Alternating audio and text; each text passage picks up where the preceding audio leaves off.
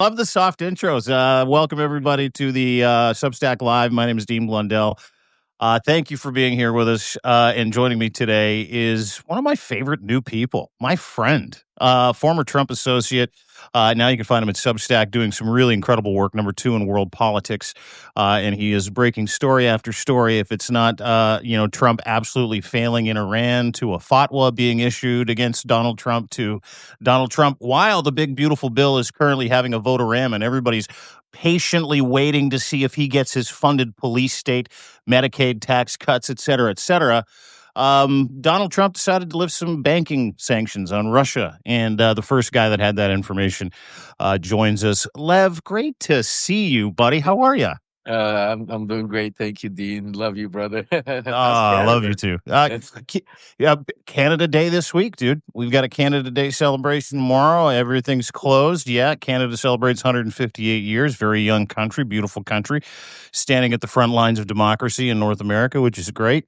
And I did a little Canada Day sale for subscribers on my channel. You can get 50% off your subscription right now for the year, for life. Yeah. For Q&As and things like this that are going to become exclusive anytime soon. But no, I had a great weekend. I was at the beach. I know you were at the beach this weekend. I don't know how you figure a way to get all the shit done, all the intel, all the phone calls, all the publishing, all the videos while you're at the fucking beach, dude. Oh, it's hilarious. I mean, it should be a reality show. I should have like a camera following me. I got my 3 kids, the little ones, and then I got my wife. She's like, you gotta take the kids to the beach. I'm like, babe, but there's breaking news going crazy. She's like, take your iPad, put some earphones on. We gotta figure out. We gotta take the kids to the beach. You gotta because this whole week we were at home constantly. I was on 24/7. Mhm. So we get ready. We go to the beach, and then obviously some news breaks. I don't remember exactly what it was, and so I grabbed my headphones. We're at the beach, and I put them on. So they go out swimming, and I'm sitting there, I'm speaking, and I'm speaking in Russian. But when you got the earphones on, you're speaking loud. I'm loud as it is, but when the earphones, you can't hear. So I see my wife running up to me. She's like, "Shut up!"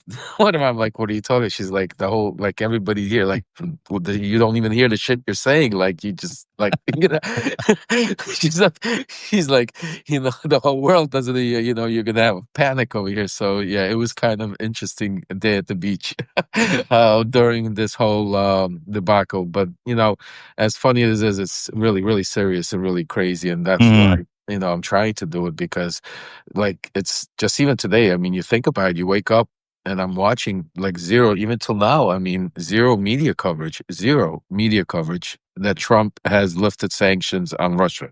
Zero. I mean, I can't even believe that. Like, nobody, I'm waiting to see when they pick up on it. I mean, and zero media coverage on Trump's post yesterday, because his truth post was, I mean, I was shocked when I saw that post when I was writing my letter, my Substack letter at the time. And I saw that post. I was like, holy shit. I started making phone calls. I'm like, what is this? Like, what? I couldn't even understand. And, and some, I wrote in my post, which my sources were telling me it had to do with sanctions.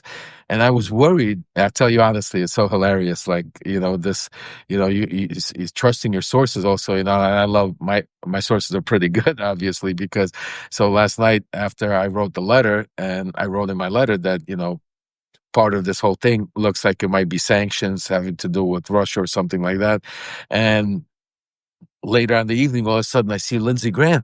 He comes out on, and he's doing like this interview, and he's like, yeah, I had golf with Trump this weekend. I mean, we had golf while, talk about the big, beautiful bill.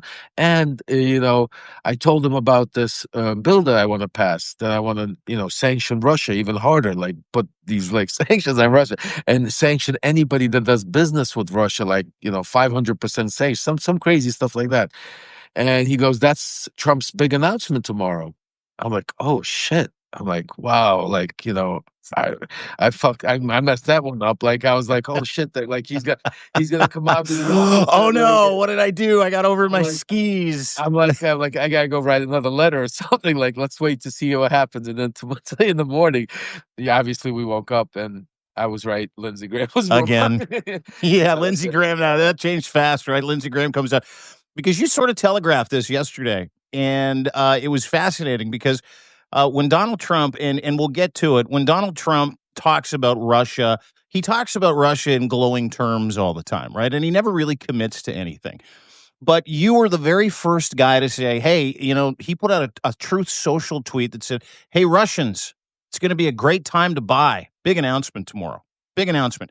Not only did that not get covered in mainstream media, not only did not one news outlet report that he was cozying up to Russia, that he was promising Russians good things, that he was promising Russia good things.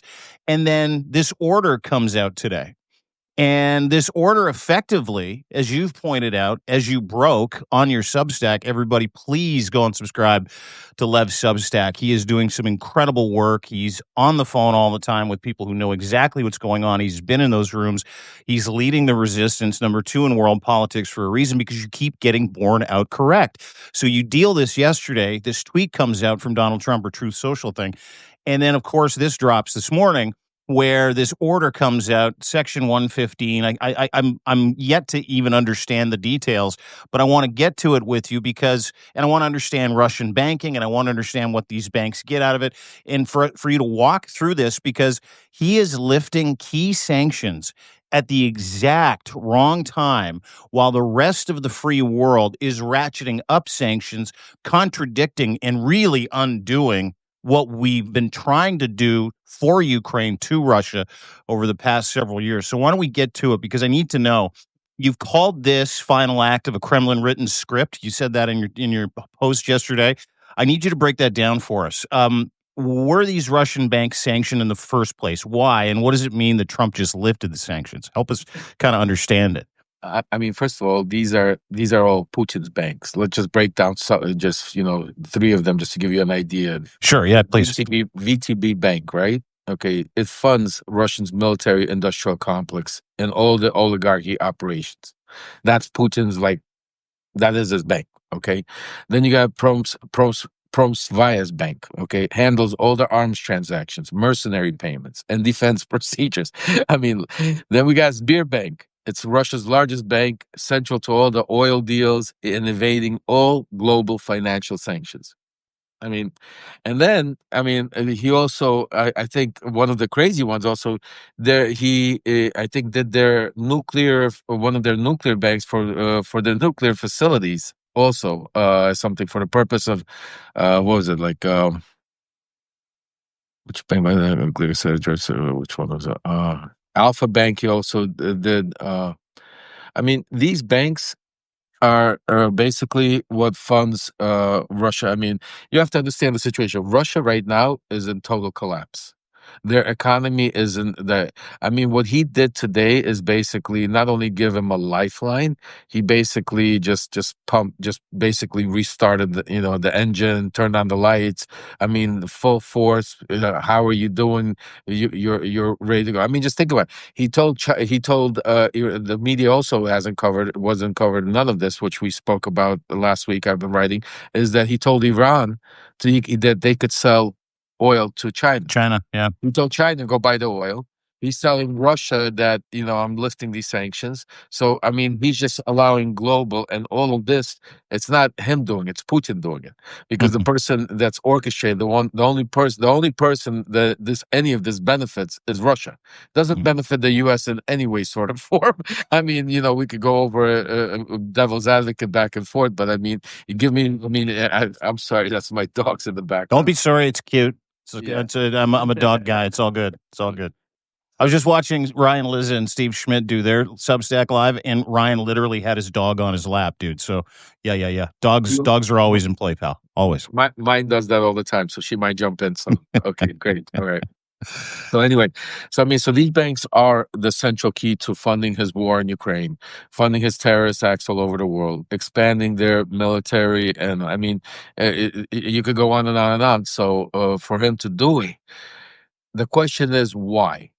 See, first of all, this is why I always say you have to ask the right questions, not what the media is. First of all, they're not reporting about it. That's the first question. Why is the media not reporting that Donald Trump just lifted sanctions a day after the biggest barrage of missiles that Ukraine has seen to date?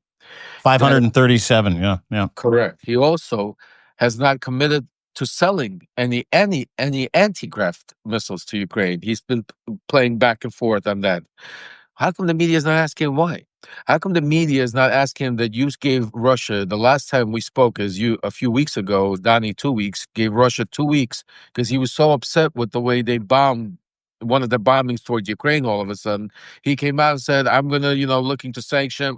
Vlad, stop it. As soon as he said that, I said, come out, stop. This is all a game. This is all a joke. This is all, and just you saw it coming towards an end because this was like, it's like when you watch 4th of July, you have that firework displays towards the end, blah blah blah blah blah.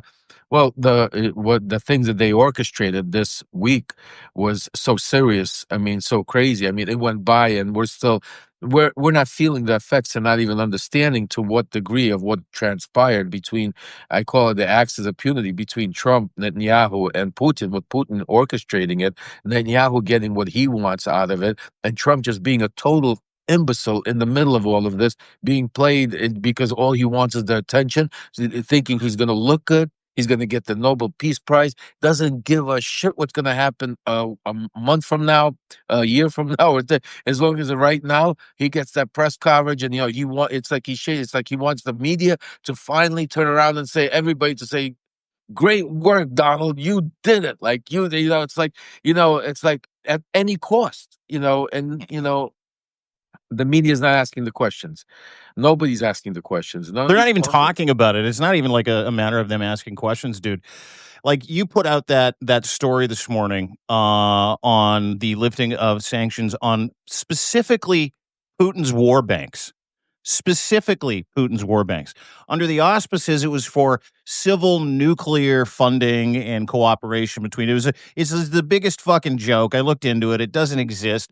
These are war banks. They are used to conduct wars in and around the world, and that is exactly what they were there for. So these sanctions, and they were the first banks that the United States and its allies targeted during the Biden administration. To your point, right? So, like, this is a huge fucking story that I haven't seen on MSNBC, CNN, Fox. Haven't seen it on Fox. I haven't seen it on ABC. I haven't seen it on I CBS. I haven't haven't even seen. seen it. Nobody's even talking about it on Substack. None of these pundits, none of them. That's what I'm saying to you. I'm amazed. I'm amazed. It's nowhere. It's like, no, about everybody's talking. I mean, and granted, yes, the big, beautiful bill, whatever you want to call it, is important. But I mean, how much can you go back and forth about the same senator saying the same thing back and forth? I mean, it's like this whole weekend. That's like there was so much real news happening behind. I mean, the Ayatollah came out. I mean, Iran did a fatwa on Trump and Netanyahu, basically threatening, saying that the killing the president of the United States. Nobody's talking about that. Like he's still talking about like he wiped out Iran's nuclear weapons. Iran, the independent, what's it called? Administrator, I forgot IEAE IEAE, yeah, yeah. came out and basically said that they could build weapons within months. That they and Iran turned around to Macron to France, said, we're kicking them out. We're not even going Mm. to do. We're not even going to allow anybody in here. And nobody's talking about it. And Trump is not talking about it. All Trump is talking about it. Hey, we destroyed them. We hit them good. We destroyed all their weapons. I mean, that's so dangerous because he's giving them a cover. Because basically, if you watched our show with Malcolm a week ago, I Mhm. mean, Iran right now could be literally developing a little nuclear, and that they could just release at any time to say, put everybody on their knees and say, we got it, boys. Mhm. I mean, and he doesn't care that, it could be when he's out of power or he's no longer here Yeah. because all he cares about just think about the deals he's doing behind the scenes, and now they're talking about Syria coming into the Abraham Accords and all of that. I mean, these are he's pulling off things behind the scenes that has to do with money and manipulation and power that it's like I call it a volcano that's going to erupt, and when Mm. it erupts is going to splur everywhere, and that's what this is. I mean, the media is not talking. I mean, we could go on and on. Netanyahu there's a trial today, Monday. There's supposed to be right now a criminal trial going on Bibi Netanyahu, Corruption. Yeah, yeah, yeah. corruption, and Donald Trump decided no, that he's my boy. That's not going to happen. So he puts a truth post and says to Israel that I'm not. I'm going to cut off your funding. I'm going to stop. America's your best friend. Do not do this to my guy Netanyahu, and they canceled it today. Then all of a sudden, Putin comes out after bombarding him, comes out and says, Trump is a strong, incredible man. I mean, you can't make this shit up. This is like, the apprentice on steroids. And then Trump comes out. Did you hear what Putin said about me? Huh? Huh? Did you Mhm. hear? Did you hear what Putin said about what the fuck? What I'm do you mean? legit now. Yeah, look at Putin, me. like, since when do you need, when does that make anybody validate anything? Putin now is validating. And then all of a sudden, you get the bomb today. He releases all the money to put. So now Iran and Russia, all those sanctions, those oil. I mean, it's just free willy. Go do what you want, and oh, do what you want. Everybody do what you want. Meanwhile, here at home, he's doing whatever he wants. I mean, we still have the military in Los Angeles. I mean, just think about it. We still have people being dragged off the streets, American citizens, Kidnapped. rights Yeah. thrown out. I mean, Yep. we got this big, beautiful bill that, they're trying to just do away with all this Medicare. I mean, just for no reason whatsoever, add all these trillions of dollars of debt to our grandkids, kids that they're gonna have to deal with. I mean, and for what? And just doing it because of power. And the other thing that nobody's talking about, the mastermind behind it all is Stephen Miller and Russell Vogt. I'm telling you, keep those names. You're gonna see a little bit longer coming out. And that's why, it's crazy to see, Dean, and that's why for all the subscribers out there that do subscribe, thank you. Make sure you subscribe to Dean, to myself, to some of the independent journalists out there that really do their work, like the Midas Touch, like my son Aaron Parnas, and others. Olga Lotman, Zev. You got some good people out there that try to keep an eye on what's really happening, and that's what I always say. That's the important part. Don't watch what the media is reporting, especially now, because now they're just trying to chase headlines. They're just trying to somehow go, get some kind of ratings because they're all going out of business. I mean, they're completely done. This is the new journal and this is the new media.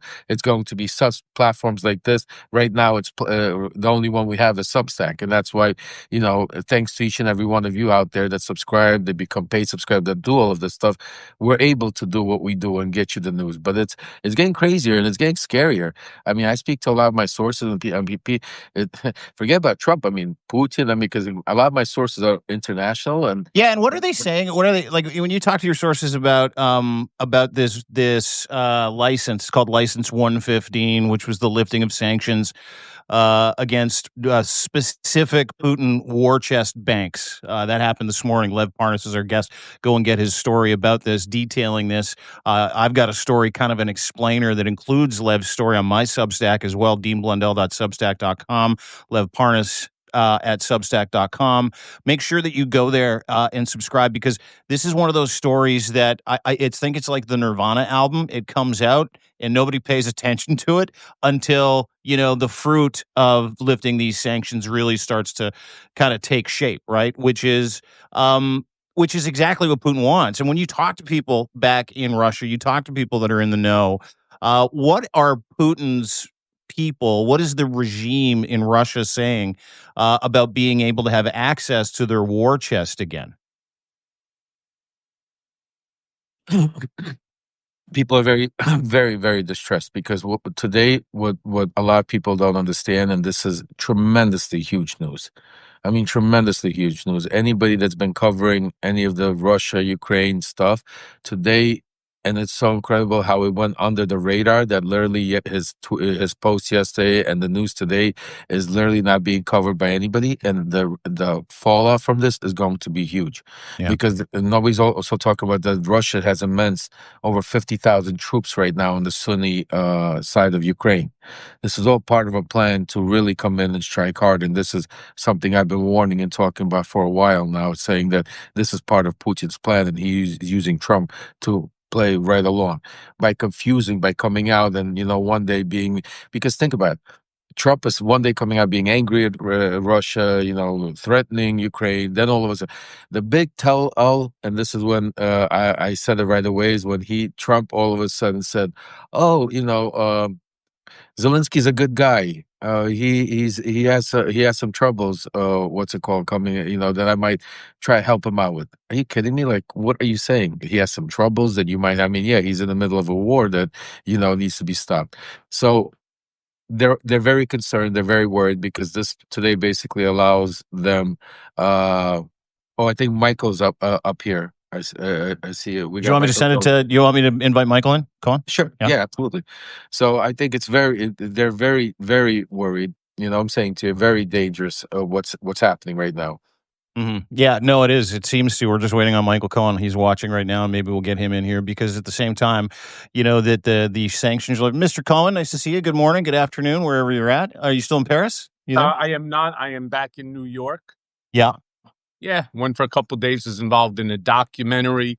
It's going to be released relatively soon. But I'm always fascinated by the conversation. When Lev starts talking about just how dangerous Russia is to the United States, just how concerned Americans should be over this issue. I will say that I'm not certain that Trump's reaction and what's been going on didn't actually just hurt Putin. And I'm talking about the forcing of the NATO allies to increase from 2% to 5%, all but I think Spain went ahead and they fought it. The reason I say that is if they were spending before, let's just say 100 million, and now they have to spend 500 million for defense. Well, they have already all pledged that they intend to support Ukraine with whatever Ukraine is going to Yeah, but need Michael, there's too much. in order There's too to much. fight this war. There's First of all, now going to be more money in NATO to do this. First of all, it would take time. By the time they start putting money in, these are all conversations. The way Europe does things, everything takes time. Second of all, it doesn't mean just because they said they're going to do 5% that they're going to do it, because now somebody's going to have to enforce it and watch them. Third of all, Ukraine doesn't have where to get these weapons because Trump ain't selling it to them. That's the problem. They just got $50 billion from Europe, and they came to Trump, and Trump told them go screw themselves. Didn't sell them any anti-Ukraine or any missile. He cut off all of that. So that's part of what I write, Michael. And I'm glad you said that, because that's the majority of how people are thinking, because the way the media perceives it. Because people that are not into that, or that Putin's mind and those people overseas, they think about, just like Lindsey Graham himself came out yesterday saying that he interpreted Trump's tweet as saying, after playing golf with them, that he's going to put sanctions on Russia instead of take sanctions off. Like I was just saying before you came on, I was telling Dean, no, this is not a game that, Michael, that Trump, like Putin, is calling Trump and playing with him. No, the worm in this whole apple is Steve Witkoff.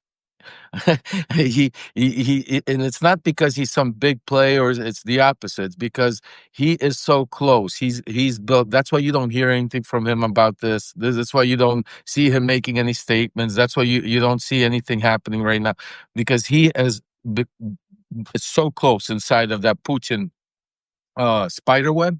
They've got him so cocooned in there that whatever he's portraying to Trump is being portrayed in a way that only Well, because what makes you say that about Witkoff being cocooned?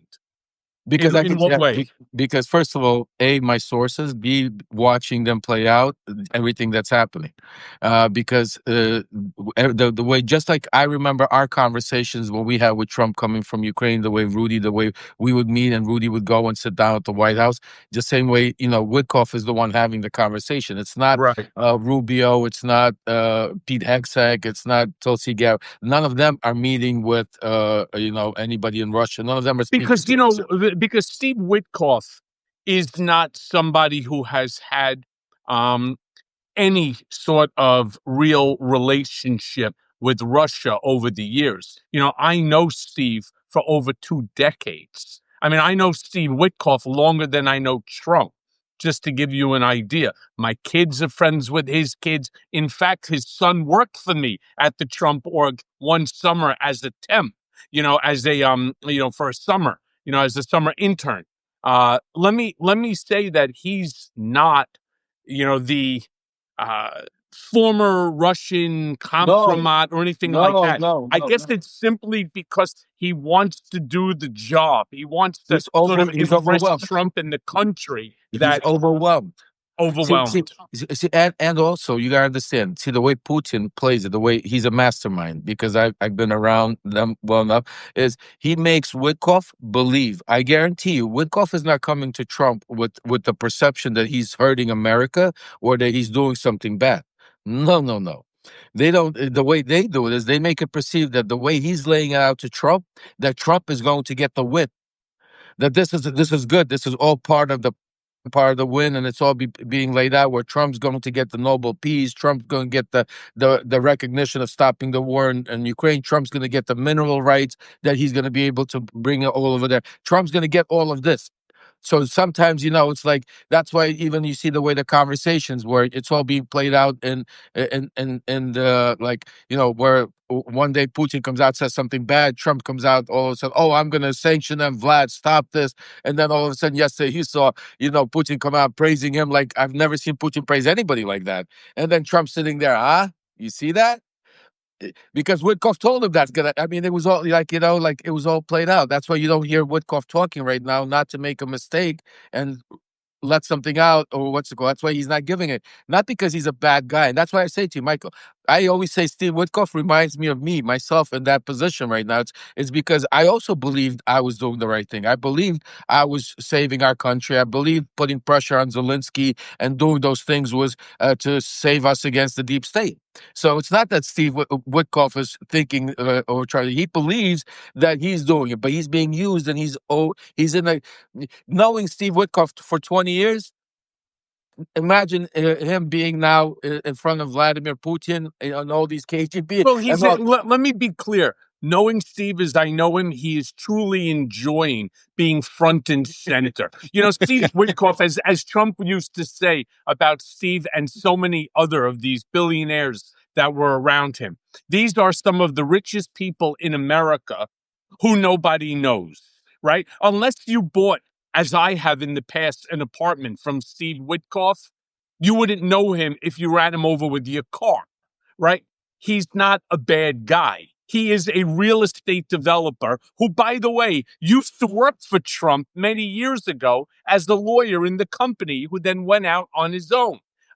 He went out on his own and he, builds buildings. He's got, a handful around New York City. He's got some in Vegas. He's a real player. But as Trump likes to make fun of them, that if Steve was sitting in a restaurant, nobody would know who the fuck he is, right? And he gives them that shtick, because Trump could go anywhere. And the second he walks into a crowd, literally he gets swarmed like a rock star, right? And so he would say that about him. There was another guy named Stanley Shearer, who's a mega billionaire, unfortunately recently passed away, but a mega billionaire, and gave Trump so much money. Every time Trump asked, they were just laying out millions. Part of that Syrian community, just laying out the millions. And Trump would turn around and point out, there's my friend. You see that guy right there? That's my buddy Stan. Stan's the richest guy nobody's ever heard of. Nobody would know who the fuck he is if they ran him over with the car. And so on. And the place would laugh their asses off because it's true. It's true. They are so under the radar. So Steve is truly enjoying, being front and center. And I'm with you. Oh. I think he actually wants to do Yeah. not just a good job for the country, but more importantly, he wants to do a great job for Trump. He wants the accolade. He wants the little slap in the ass and say, Steve, it's a good job. Good job. That's all you need. Shine the light on him for one split second. That's all you need. But also keep in mind, Steve, you probably, I don't know when was the last time you were around him and how long, but Steve, since 2017, got very closer into that world because him and Jared, and that's were very close, and that's when he met first. What's his name? Kirill Dmitriev, through the Sovereign Wealth Fund that ran the Sovereign Wealth Fund for Russia while they were in Saudi Arabia. So that relationship that's been built, been built. Well, you over are aware, years. by the way, that Eric Trump and Zach Witkoff are Correct. partners now. Yes. Obviously, Eric, a larger percentage owner, World right? Liberty. Yeah. in Well, Liberty, in Liberty Crypto. Yeah, that's why I'm saying to you, Witkoff right now is in a different position because and that's why I say he's the important person that I always say because nobody asks him. Like he's the guy speaking with Putin, meeting with the Iran, meeting with the Middle East. Meeting he's if you really take a look for a second, and if you said like who's the most important guy in this whole figure.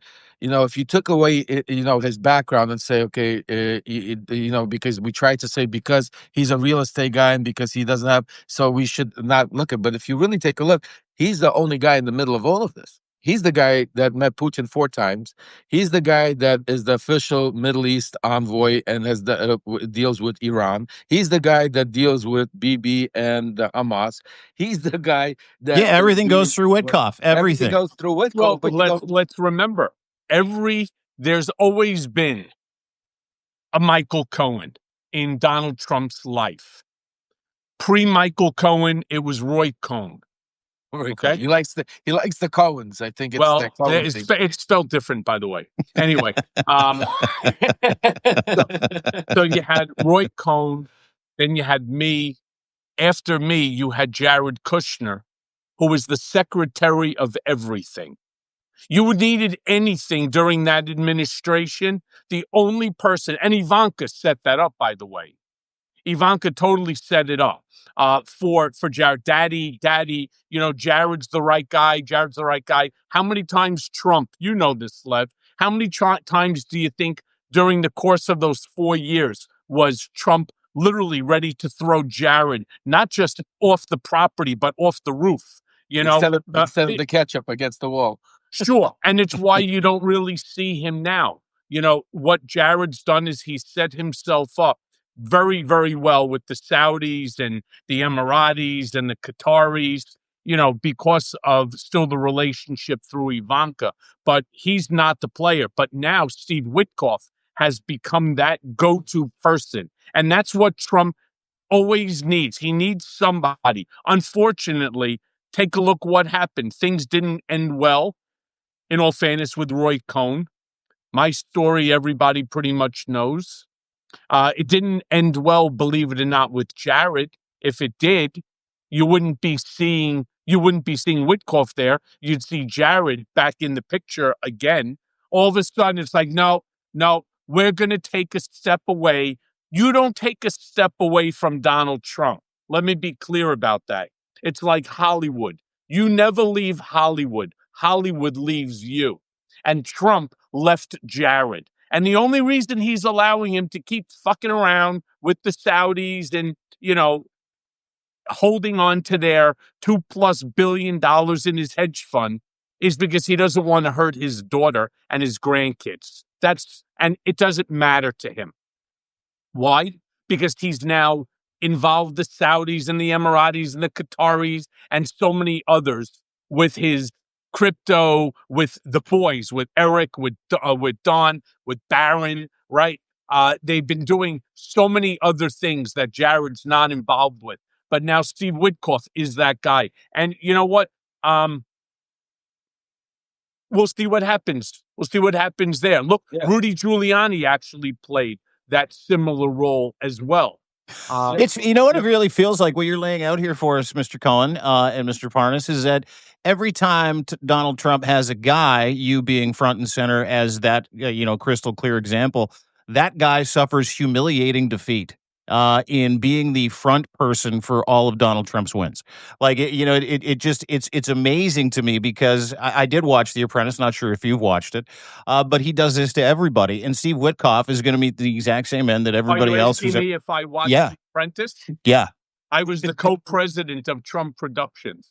So I didn't just watch it. I sat in the booth for Oh it. no, I meant the show with the movie that just came out. I went to the premiere. Yeah. Yeah.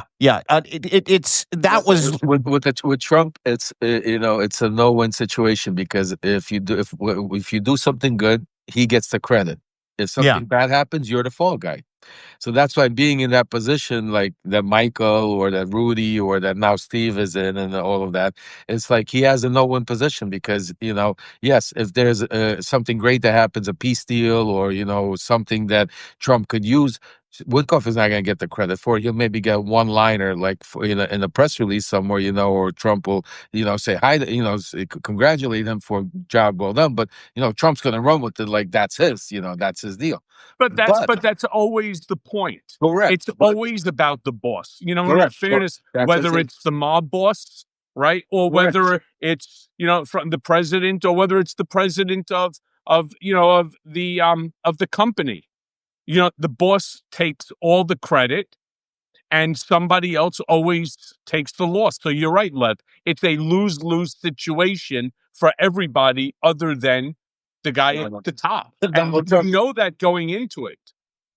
Let me ask you guys a couple questions. Michael Cohen, Lev Parnas, go and subscribe to the. Before you do that, let me just say that Lev also brought up a point. It's the only reason I really wanted to come in, not to take over the. What about me, dude? You didn't want to come and see me again? I find Lev's conversation to be really super interesting and something that is not talked about nearly enough. But Lev's not wrong when he said that this Substack platform, Lev and I with Malcolm Nance on Thursdays have our own show. I have one coming up at 4 with Jim Acosta. I do Tuesday with Don Lemon. I have the Wednesdays with Joe Walsh. This Substack is a very important platform because if you have the stomach, I hate to say it, I have to watch it because I need to write my Substacks as I do every single morning, or the lives like when I share with Lev or even you, Dean. I have to be well versed, so I read every newspaper every morning. I watch the news when I'm not on television or on platform with Substack or wherever, my YouTube channel. It's extremely important.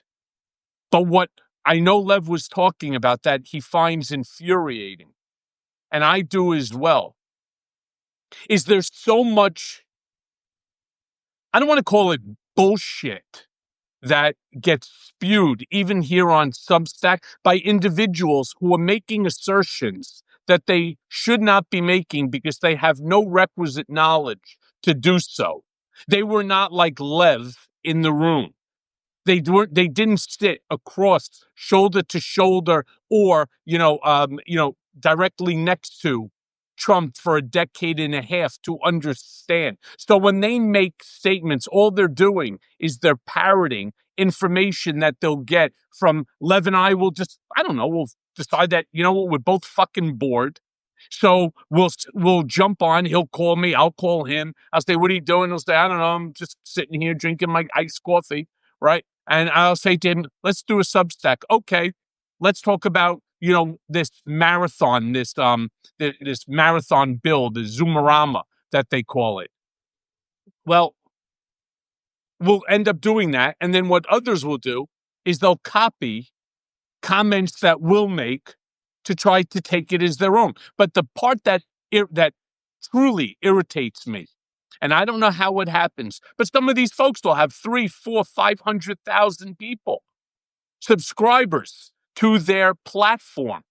And I'm saying, how could they have so many people when you have others who actually have the information firsthand?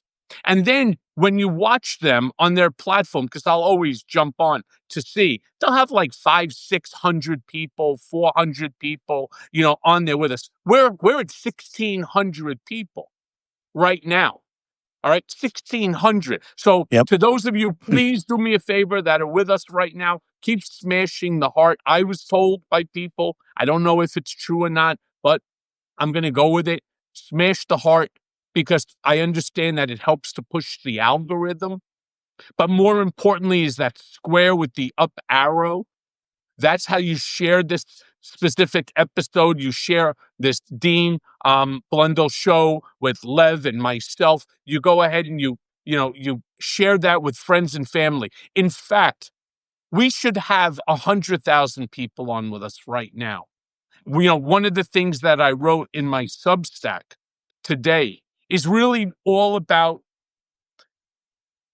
people like Senator Tillis, who made an announcement that he's not going to seek re-election.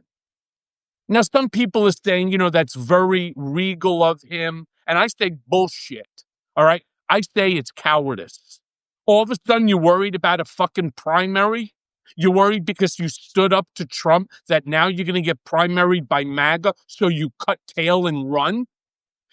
One thing that Lev will tell you, I will tell you, is two people that serve time in federal correctional institutions. You know what a person is made of when they're able to withstand these sort of pressures, to rise up and to hold themselves with their head high and so on. So what if Tom Tillis loses in the primary? So what? So now you turn around and after all this, because you're going to get primaried, you cut bait and you run?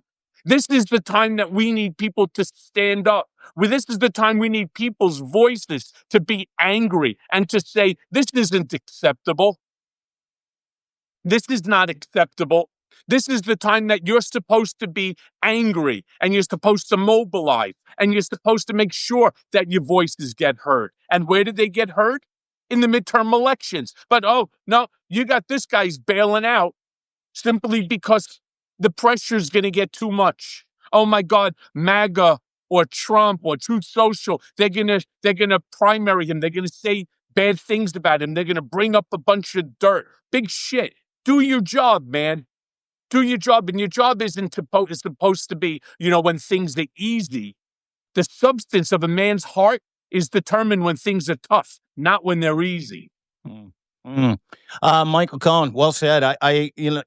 You're talking about a profile in courage. What you're talking about is doing the right thing at the right time and going to places where people can share these stories, and those stories are not being readily shared. I mean, we were talking about this License 115, the lifting of sanctions, how nobody is talking about it today. People are afraid to talk about it. People are afraid to go back against the wheel. People are afraid to speak up against Donald Trump. People are deathly afraid, and it starts with the media.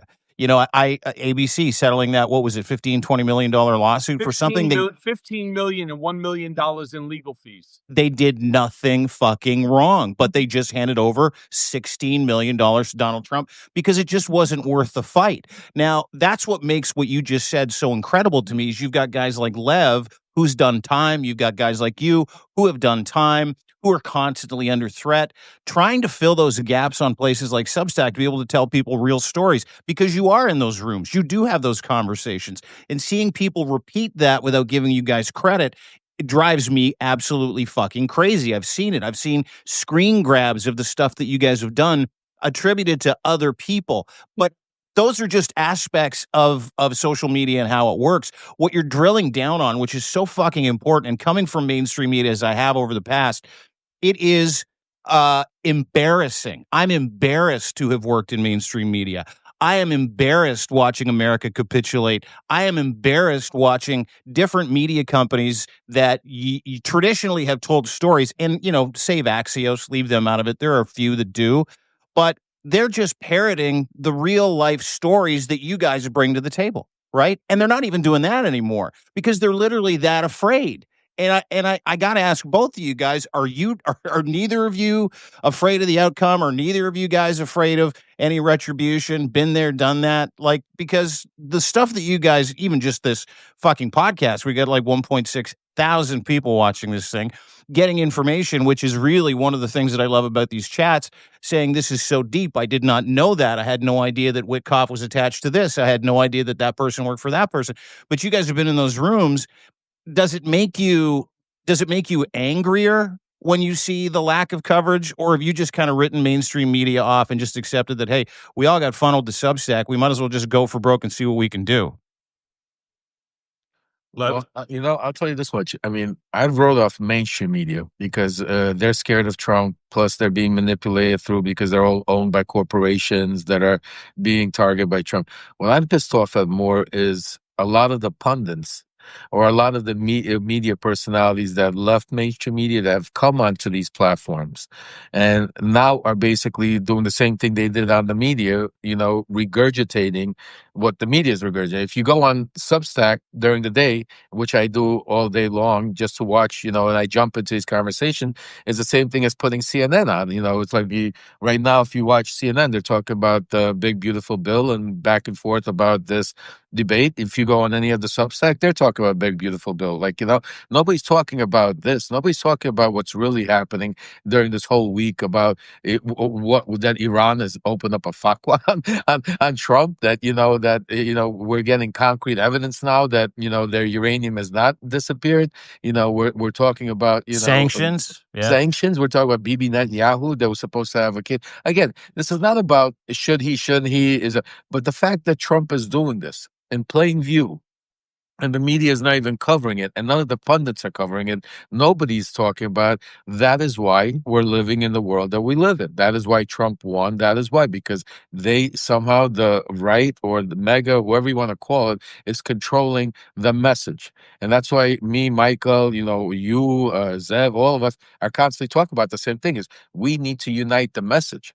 Right now, we should all be. If you right now, Michael, myself, you, we should be all over the Substack should be full of different interviews all day long talking about this, about the sanctions. People should be going on right now discussing it. We should, and not regurgitating the same stuff that's happening on CNN or MSNBC. But instead, and that's, we're hearing the same thing. So that's where the push is. And again, I'm not blaming anybody because, some people are just set their old ways or whatever the situation is. But this is not about, we're not talking about business. We're not talking about, a way of life. We're talking about saving our democracy here. What we're trying to build is a movement. What we're trying to do is the resistance. What we're trying to put together is actually a source of information that comes out to be able to deal. So if we have a chance, because I say it all the time, we need to deal with it now. We don't need to wait till the midterms because you already got two guys. Just think about it, two guys that are in the mega world that are leaving. You got Tillerson that said he's not going to, let's see how he plays along for the next year and a half until the midterms come along while he's still in office and still voting. And you also got Don Bacon that also said he's retiring because of threats to his family. So that's two already. You need another three. And you're able to now join Congress and start doing things now. So, the crazy thing, one of the things that Lev and I have talked about on our Thursday show, how about, and it's something I write about often, an undertone in my Substack post. How about the members of Congress do their fucking job? All right? How about if they do their job on both sides of the aisle? So Republicans now, and this is, of course, is the danger when you have a Republican president with a Republican Senate and a Republican House. This is the danger, especially when they're more concerned about stroking the backside of the supreme leader and not worrying more about the country than they are about their career. And so I say, this is a perfect time for Democrats to walk in to somebody like Tom Tillis. It's a perfect time for them to go to somebody like Don Bacon or go to the moderate Republicans and say, there is a home here with us. You see, you only need one vote in the House to turn things backwards. One. You only need 3 or 4 in the Senate to turn things around. But not one of them is willing to do that. You need to, if you're willing to step away, you're not going to run, make a fucking difference. All right? Protect the country, not your career. Don't worry about it. How many times have we now seen where a Democrat will turn around and say, I've had enough. I'm going either independent or I'm going Republican. We've seen that. But what ends up happening, nobody does it. They're worried more. Oh my God, my family's in jeopardy. Fuck you. So is mine. All right. And all I did is answer the subpoena. I didn't want to testify. Let me be blunt about that one. I didn't want to testify. I was subpoenaed. I had to. So don't tell me as a member of Congress, fucking coward. Oh my God, my family's in jeopardy. Yeah? Well, you asked for the job. You got the job. You voted for guys like Pete Hegseth, all right, in order to become secretary for the DOD. You voted for people like Tulsi Gabbard.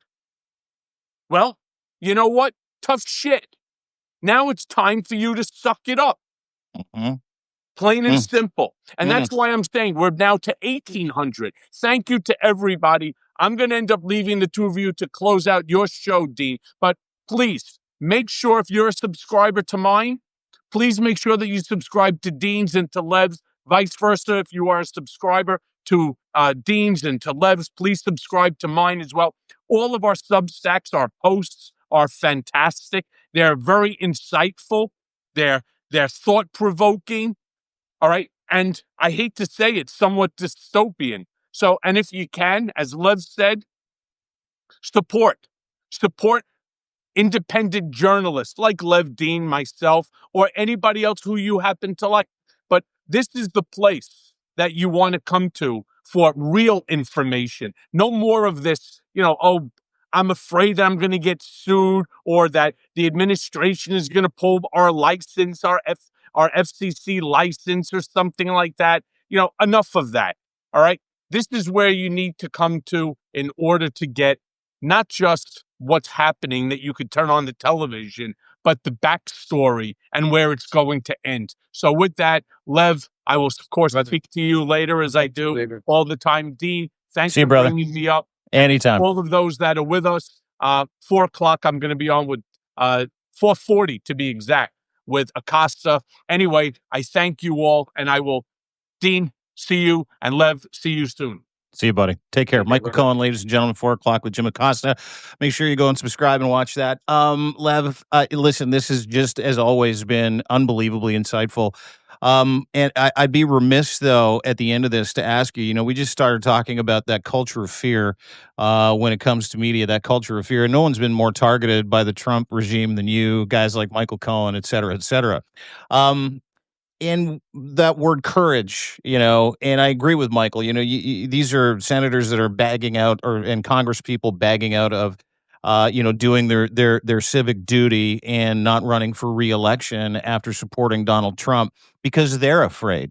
They don't live through the fear and the action that you've received over the past, several years. They haven't been to prison. What do you say to media outlets, politicians, whether they be Republican or Democrat, who cite fear of Donald Trump at this moment in time, who cite fear as a reason to not do anything, as a reason to not be proactive, as a reason to not stand up for democracy and the people of America? Congress has fucking peered over the past little while. And a lot of that is this air of fear, but no one can speak to, that fear better than someone like you. What do you say to institutions, politicians, policymakers, lawmakers, judges, people who are so afraid of this gentleman, so afraid of the Trump regime that they seem to be paralyzed into allowing your country to devolve into a fascist authoritarian state? In Brooklyn, we had a saying, if you can't do the time, don't do the crime. Same thing here. You're taking this position, you're taking this job to be able to be a representative for your constituents. Mm-hmm. But this is where I'm going to say it's a little bit different. I understand fear, and I understand not everybody. You're not supposed to be, by being a congressman or a senator, be scared for your life or for your family.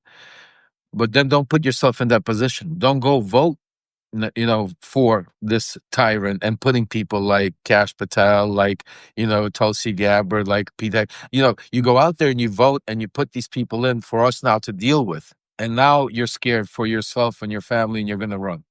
That's cowardice. That's wrong. If you were there and you're fearful because you did the right thing, because you voted against Trump and you're saying, you know what, because of that, that's different. I respect that. Listen, everybody has to do their thing for their own family. And the first thing is safety. We all have kids and everything. So safety comes first because we are living in a crazy time, not just to be scared to get, arrested or reprimanded by the government, but you also have crazy mega running around. You got, J6ers that are pardoned. You got Proud Boys, Militia, yeah.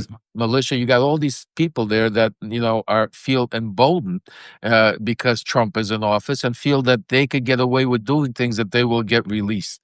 Yeah. See, that's the other crazy thing that we don't even talk about a lot is these people out there right now, you have people going out there doing criminal activities on behalf of, Trump, State-sponsored violent crimes. Yeah. correct. By going out there and, kidnapping people off the street because they think they're an immigrant and bringing them to an ICE facility and not worried about repercussion because, if it was a wrong guy or a citizen, I'm not going to, Donald Trump will let me go. Ron DeSantis is running around here in Florida building alligator Alcatraz right now. You can't make this shit up. It's really, really, scary and crazy. And that's why I think the most important thing, and I know we got to go and I'll leave us off on this note. It's very important that the whole key to a free society, it all starts with our First Amendment. And that's free speech, information, to be able to get the truth. This is what Donald Trump and his administration and Putin and Xi and Kim Jong, people like that try to, the first thing they do is they take away that freedom of speech. They take away that right to get the information right. So that's why I'm going to say to each and every one of you, we have over 2,000 right now, people that are watching. Those that are subscribed, thank you. Those that haven't, it's time to do your job. Right now, we need to make our voices louder than ever. Right now, we need to be stronger than ever because right now we're at a tipping point because we have the world is on fire. We have Iran that is, looking to, strike at any time. We have Israel that Trump is involved in their own politicals that are, at war with not only Iran, but, with the Middle East. You have Russia that is planning. They have got over 50,000 troops right now on the border of Ukraine that are ready to do a major invasion. And today, we probably got some of the biggest news that is nobody's talking about is that Trump basically opened up the big piggy bank to Russia. He took off the sanction he carved out, what the proper term is, but basically allowed the war banks, as I call them in my Substack, to be able to now function and allow this campaign. He's also allowed China, Free Willy, to go buy oil from Iran. He's also basically released Venezuela to sell oil or to Russia and to China and all. The things that we don't even talk about. And that's what I tell you, folks. That's the important part. It's what the media is not. Because, I don't know how long you could listen to the same commentators for 24 hours talk about what each senator and congressman is going to talk about this big, beautiful bill. Got it. We know it's on there. But let's talk about what's really important, what's happening. Donald Trump literally put on Truth Social yesterday that, big announcement coming today with Russia. Nobody even covered it. And today he comes out with, taking sanctions off during the middle of, and again, why? Why now? Why right after the biggest attack, just like I said to you, why did he attack Iran? Why then? He gave him 2 weeks. Why was it done? It's all calculated. It's all manipulated. It's all, and again, nobody's talking about it, but I broke it on my Substack that there was a Russian delegation here in Washington, D.C., right when Trump came back, from the NATO discussing it. Nobody's even talking about it. And now all of a sudden, right after that, you have these niceties towards back and forth to Putin. And all of a sudden, the sanctions listed now. So right now, more than ever, we need to join forces. We need the message to be united. So do your job. Not only subscribing, but when you're out there, when you're on different, lives, listening, when you're in other chat rooms talking, do your job, spread our message. Take this and restack Dean's this conversation that we're having today. Put it in the message box. When they're talking about something, jump in there and say, "Hey, why aren't you guys talking about this Russian? That Trump just lifted sanctions. I was just on the Dean Blundell show, and Lev just broke this on his. Do that. Spread the word. Keep. Don't let them just do an echo chamber or hyperbolic, because the most important thing right now, we're trying to save our democracy. We're trying to save the world. I mean, we're all. It doesn't matter where you live. I mean, Canada, Russia, Ukraine, Middle East, America. We're all under threat right now, and it's all part of that axis of impunity controlled by Vladimir Putin. That's played out by Donald Trump. That with Bibi Netanyahu in the background. So I'll leave you off on that. Oh, dude, that was a big one to leave me off on. I really appreciate that. Thank you very much. When you say it out loud and you put all the pieces together, it sounds way fucking worse, too. Thanks, Lev. I really appreciate that. Listen, great work. Number 2 in world politics for a reason. He breaks stories that nobody else breaks. He talks to people nobody else talks about. If you want a behind-the-curtain Substack that is fighting for democracy, for you, for America, please go and subscribe to Lev's Substack right now, paid or free, doesn't matter. Let's all get in the same community. Let's all start sharing each other's information. Let's start fact checking. Let's start holding truth to account when it comes to what the media isn't covering and what they cover poorly. And as always, Lev, so great to see you again, my friend. Thanks so much for doing this. Hey, Dean, thank you for having me. And I'll tell you honestly, I mean, maybe we should think about doing something like that on a weekly basis between Canada and the United States. I think we have a pretty good audience to be able to get the message out, because Mondays? You want to do Mondays? Mondays at 1 o'clock? Yeah, let's talk. I think it right. sounds great. Yeah, let's do it. All right, and then we'll just roll some guests through. We'll do a little Q&A. We'll get guests coming in, and it'll be fun. Let's do it. Definitely. Let's do it. Done. We just decided. Dean and Lev on Mondays. Talk to you soon. You go and enjoy your family. I'll talk to you soon, pal. Talk to you Monday. Better. Take care, guys. Okay, bye-bye. There you go. Lev Parnas, ladies and gentlemen, with the real, as the kids say. Thank you, everybody, for joining us for that. Really appreciate it.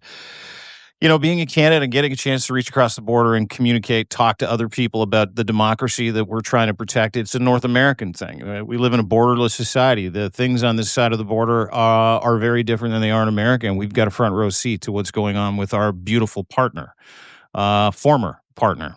And, for everybody that lives in the United States, I know the vote-a-rama is going on for the big, beautiful bill right now, and it is going to pass.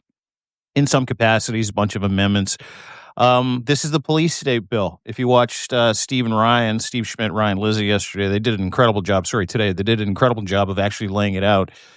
Is that this government is going to earmark billions, tens of billions of dollars to have ICE Gestapo run around and remove your civil, basic, fundamental human rights. That's what this bill is. This bill also dovetails into taking 17 million Americans, some in their 60s, 70s, and 80s, that are not employable anymore, taking all their Medicaid away. This is going to kill people. This is going to hurt people, whether it's ICE Gestapo or the cutting of your Medicaid.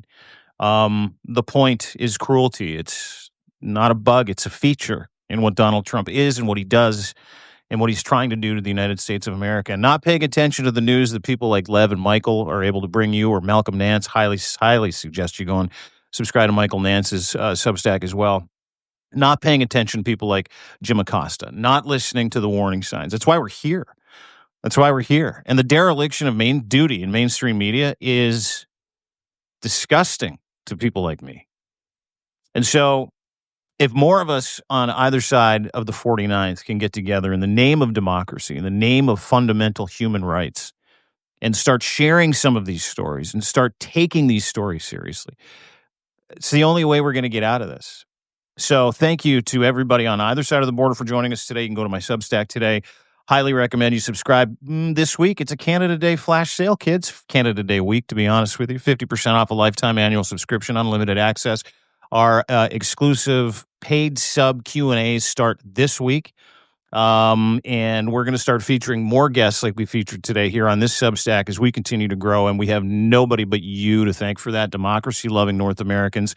As Canada helps stand up for America and real Americans help stand up for democracy, we can do this together.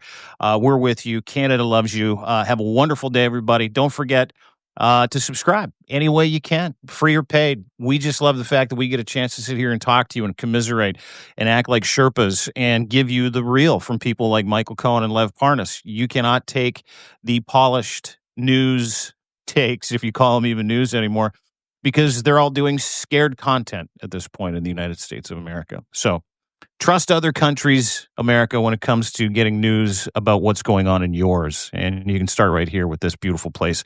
I like to call Canada. Everybody does, actually. And happy birthday, Canada. Go and take advantage of that 50% off annual subscription flash sale. You can go to my Substack, deanblundell.substack.com. Have a great day. Talk to you soon.